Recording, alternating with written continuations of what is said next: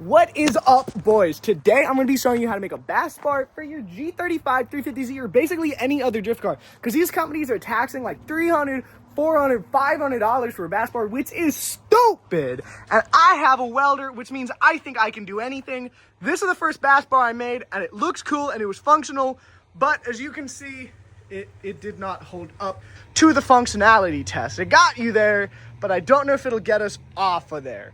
And also, it proved that none of my welds broke. The only thing that was damaged was the structural integrity of the bar. And I'm no pro welder, but those welds are consistent dimes. Happy with that. So that gives me enough confidence that I can up it, and I can use structural steel that's going to be really hard to bend. It's going to be really difficult to weld. It's going to be really difficult to cut. It's going to be a pain in my butt to make, but we're going to do it, and it's going to be sweet. First order of business is to hop in the car, and we're gonna drive over to the steel supply because Home Depot and everywhere else is taxing. So now that we got to the place, we placed an order, and I bought myself 22 feet of steel. So unfortunately, they're making me pull my car back here. Now I was just going to grab the metal, walk away, probably pull my car around the block and load it up into my car, because I don't want to be known as that guy that brought a coupe to pick up 21 feet of steel. But unfortunately, he said I gotta pull my car back here. So this is gonna be really awkward. We might pull up some dash camera footage because I just know it's gonna be funny. I mean, that's low-key the goal, is just fit it all the way back in there. The homie even brought us rags. Customer service here is crazy. It is the best out here. Homie goes, relax, it's his job. I'm gonna enjoy this. I'm gonna let someone else do the work for once. It's nice. Let's see. Treat it like your own car. You can just stuff it on in there, OG. Oh yeah. Oh yeah, look at that fitment up there. Customer service with the rags. That fits so much better than I thought it would.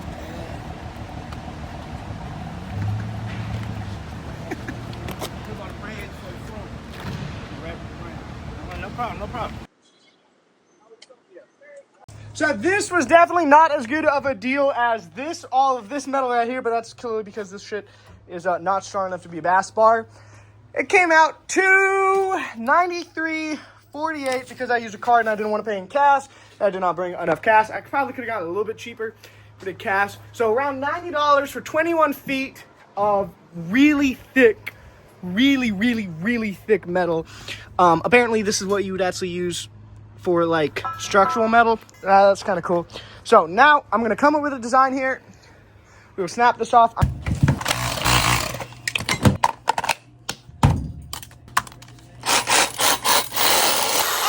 yeah!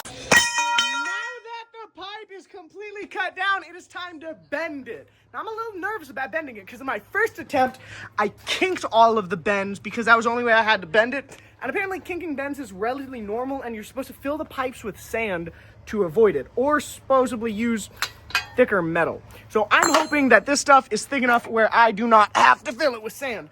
Now, I'm also gonna put this on my workbench because I learned from last time when you're bending on the floor, the metal starts to hit the floor, and then you can't quite bend it correctly. So now that we have my pipe bender, and I'm a bitch bender, on the table, we're going to be able to put the pipe in there and measure it out. Now, I've measured 60 inches across. I really wanted 52 inches, but instead I'm gonna do 60 because I think it'll look better, but I have to find a way to fit that. We're gonna follow this similar shape, but better. So I want one major bend, and then I want one slight bend. I kind of pop a photo of what I'm going for, the style with it, and fuck it, we ball. Okay, so I'm using this fun and dandy tool right here to capture the measurement there, and then we're going in on top of the pipe bender, lining this guy up and trying to match that measurement right there. I know I should be doing it from the bottom, as my expert pro girl keeps telling me, but I can't access the bottom of it right here, so we're trying to make do with the top there. Now, I believe, see how that guy doesn't line up at there? But if we look into here, that guy does line up on both sides, so that means this guy needs to get bent a little more. So now we're going to take this bar, and we're going to put it in here. We're going to release the tension on the hydraulics. You can probably hear it. You hear that? So you're going to open up this guy right here. Then I'm going to grab here and pull down because this one is broken. All the way there. And now for the final reveal to see if we got this correct or if I just messed up both of these bends. I'm going to slip it out on this side. Let's see. Does that look even on camera? That looks even. Let's freaking go. Alrighty, boys. So we've cut back into here, and I'll flip the camera around in a sec. Now we've got the whole bass bar, like main hoop right here, cut out and measured. I recut up the ends just to make everything perfectly symmetrical. Now we are going to take this really multifunctional purpose L&D tool, and we are just going to flatten it out up against here. And now that we got our angle from the bar, or from the table to the bar, I then also cut down this guy right here. Ignore how messy my workstation is. I'm such a messy worker. I do this project, working on my e-bike, working on my side skirts, working on my bumper, working on the Lexus, working on the Infinity. I know the whole time I'm trying to fix some stuff in the garage. It's like, I feel like I'm an old, like, 90-year-old that just, like, has too many projects on and I get distracted. Because every single project I'm doing at the same time, but I guess it's the problem of being content creators. You always are doing stuff. Now, anyways, I took this guy, grinded it down, so that way it'll fit onto our bar like that, and it actually fits pretty damn well. I have a little bit of areas I'm gonna have to fill in with weld, but I'm pretty happy with that.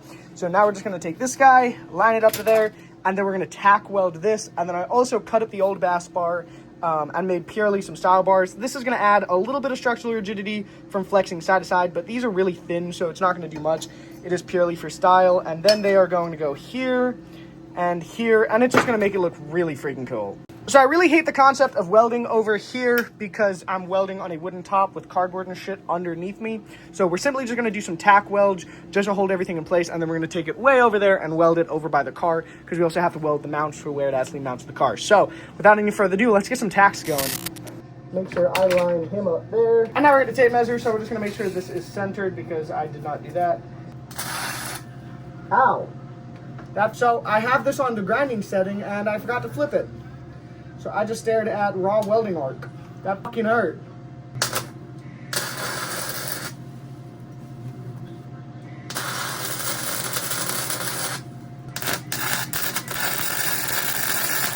Our measurements here.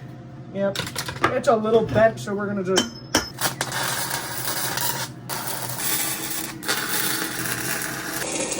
we're having the girl hold this right here, and I'm just gonna quickly tack it onto the car so I can attach it to the mounts that I just finished modifying. I don't have. Oh, I'm sorry.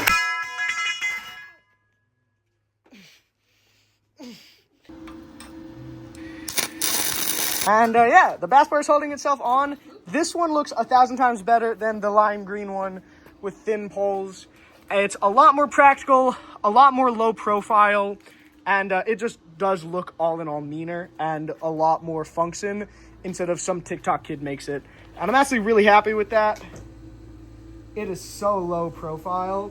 And now we're done. So I'm just going to pull this off of the car, and then I'm going to weld literally everything together. And shit, we just made another bass bar in a quarter of the time it took me. That green one that was on the car took me, I'm not even kidding you, probably 3.5, 4 days to make. And this one's taken me, I don't know, 45 minutes, an hour. Damn, that is progress and a half. And my welds are 1,000 times better than they were. And my welding mask looks a lot cooler because I spray painted and doodled all over it, which are not good doodles, but I look cooler and I do cooler things now. And the first jacking test, well, it worked. You know what? I have seen things go worse. Why do you have a polyurethane bumper, guys? Yo, I think I made it a little low. Just a little bit. That bitch is so low. Now it is a couple of weeks later, and I have really put these things through the ringer. I've actually had to flat tow my car. Ain't no way I'm just doing this barefoot outside right now. I actually had to flat tow my car home.